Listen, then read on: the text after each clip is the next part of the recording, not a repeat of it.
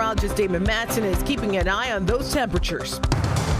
A group of Buddhist monks officially make its arrival here in D.C. Their message of peace from the National Cathedral. Piles and piles of trash left here in the ice and the snow for weeks after the storm. Why residents say they're desperate after missed pickups have turned this trashy situation even more frustrating. Plus, a move to change the way missing person cases are handled in Prince George's County, inspired by a young woman whose disappearance ended in tragedy.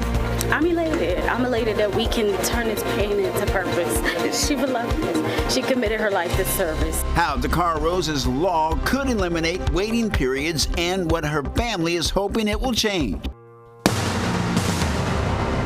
You're watching the station covering all of the DMV. This is DC News Now. And thank you for joining us for DC News Now at 4. I'm Mark Hall. And good afternoon. I'm Annalisa Gale. Well, we start in Montgomery County. Students were back in class today at Wooten High School one day after a shooting that left one student hurt and another student behind bars. The suspect, a 16-year-old boy, is a student and is now facing several charges, including attempted second-degree murder. Yeah, Marie. Yesterday was the first and hopefully the last for the most of us. For Max Wen, coming back to Wooten High School just one day after the shooting felt unsettling. But the heavy police presence helped ease some of those fears. Yesterday was scary, but moving forward, I feel like we're safer than ever. There's a lot of kids that right now don't feel comfortable going back to school, and that's understandable. And I know I told my son the same thing that I would tell anybody.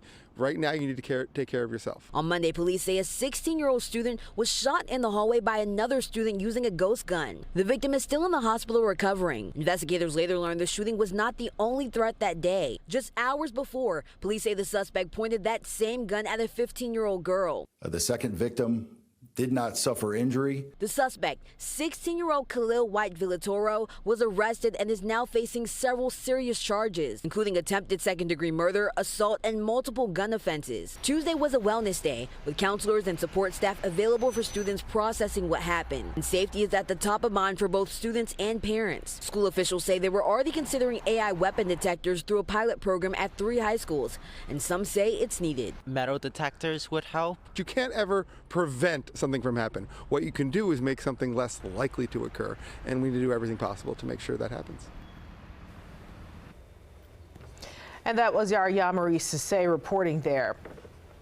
And firefighters responded early this morning to a gas leak at Justice High School on Peace Valley Lane. We're told that that was due to a general fire alarm. We then got to the scene. Crews discovered a leak in the gas line. The school was evacuated. No injuries have been reported. Washington Gas is on scene, and firefighters say that they'll remain at the school for an extended period of time to make sure that everyone remains safe. And back in Maryland now, Montgomery County police responding last night to a large fight involving more than 20 kids in Silver Spring. We're told 3 teens were stabbed and taken to a local hospital with non-life-threatening injuries, and a 4th was hurt but declined treatment. One young person was also arrested and is being charged. Police say this started around 6 last night at the intersection of Wayne and Ramsey Avenues. That investigation is still ongoing.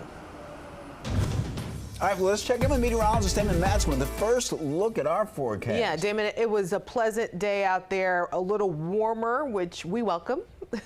Oh, yeah. Did you guys step outside at all this afternoon?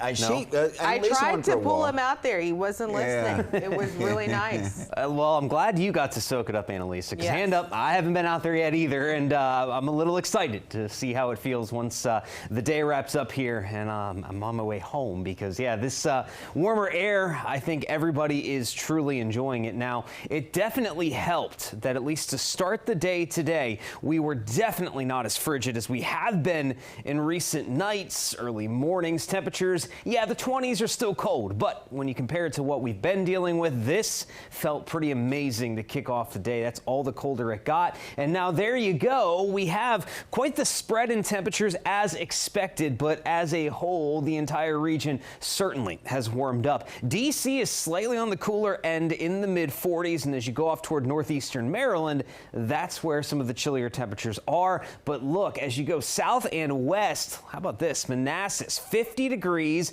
Culpeper, 52, and then, my goodness, Kaiser, 62 degrees. And we do have some of those warmer valleys off to the west there where some of that warmer air really piled up. Now, as we head into the night, yes, these temperatures will be backing off as expected, but as a whole, we're not really going to see that much cold air returning tonight. It's actually going to stay fairly mild as we remain above freezing heading through the middle of your Tuesday nights. This warmer air is finally here, and it is set to stay for at least a little while. But how much could those temperatures back off as we go toward the end of the weekend? What are those chances for a storm system as we head into this upcoming weekend? We'll have a full look at your forecast coming up here in just a bit.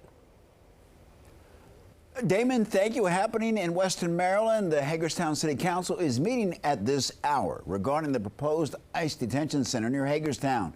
This comes just hours after Washington County Commissioners voted to support the Department of Homeland Security's plans. That decision triggered outrage from opponents. Coward! Unconstitutional! See you at the ballot box! Emotions running as high as you can imagine as commissioners took a break after they warned protesters not to disrupt the meeting. That happened right after commissioners took their vote. Security removed the public as the meeting resumed about 15 minutes later. DC News Now's Dave Laval tells us that shouting did not just take place inside the commissioners' chambers. Protesters promised to make their voices heard during Tuesday's Washington County Commissioners meeting regarding their ICE resolution. Protesters did not disappoint. Vote them out! Vote them out! One of several messages delivered outside the county administration building in Hagerstown as commissioners appeared ready to support the measure. It makes the United States look bad. ICE is nice. It's a bad idea. ICE wrong. Dozens of people, mostly demonstrators, made their pleas before the start of the meeting. Because I don't want concentration camps anywhere in the U.S., but especially in Maryland. We want people protecting us. You know, this is how we become protected. Demonstrations have taken place since the Department of Homeland Security announced in January it will buy a warehouse in Williamsport and convert it into a new ICE processing facility. People, they're not packages. They don't belong. They deserve to be stored in a warehouse. Most of the citizens that I know support the ICE facility, and we support ICE deporting criminals and deporting people that came into our country illegally. Chaos ensued inside within seconds of the resolution's unanimous adoption. Coward! Unconstitutional! The disruption forced a brief recess and the public's removal. Protesters could not say if more demonstrations are planned. In Hagerstown, Maryland, Dave Laval, DC News Now. All right, thanks to Dave. Meantime, Congresswoman April McClain Delaney, who represents Washington County, has introduced legislation to block the ICE detention facility. The Keep ICE Out of Washington County, Maryland Act would prohibit ICE from operating any detention facility in the county. ICE would also not be allowed to use any congressionally appropriated funds for the project and give people in Washington County a legal way to challenge any planned facility in court. Also new today, the Montgomery County Council unanimously approving the Trust Act. Legislation they say ensures that residents, regardless of immigration status, can safely access county services without fear or discrimination by prohibiting county employees from requesting or investigating a person's immigration status unless required by law. What this country is going through is extremely sad times. This is the right legislation for what we can possibly do. The Trust Act also limits the use of county resources and federal civil immigration enforcement. And now to Prince George's County, where we have an update on Sunday's deadly house fire in Chilliwack. Officials say a second person has died. That house fire broke out after 9:30 Sunday on Somerset Place. The cause of the fire remains under investigation. A third person was also sent to the hospital, where officials say they are in critical but stable condition. And right now, the Fairfax County Police Department is looking for help with finding the person responsible for a 2021 murder of a 19-year-old in Groveton. Ronald Worthy Jr. was found dead in an apartment on Southgate Drive on July 17th of 2021.